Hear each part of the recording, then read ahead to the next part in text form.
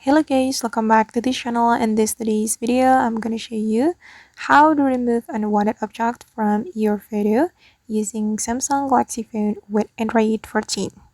Okay, let's get into it. First of all, we can open our gallery application on our Samsung Galaxy phone, and we have to select a photo we would like to remove the unwanted object from.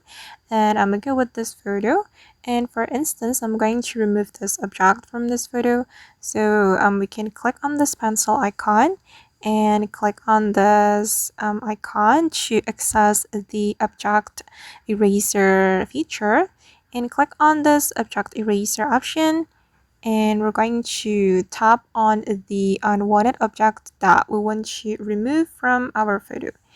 And I'm going to remove this object. Tap on the object, and if you're not satisfied with the result, you can draw on the object that you want to remove from your photo like this. Okay, then after you're done, you can click on erase. Okay, and just hold on. Right, and now as you can see that the unwanted object has been removed from my photo, and we can click on done and click on save to save this photo. Alright guys, and that's how we can remove unwanted object from our photo in Samsung Galaxy phone. I hope this tutorial will be useful for you. Thank you so much for watching, and see you on the next video.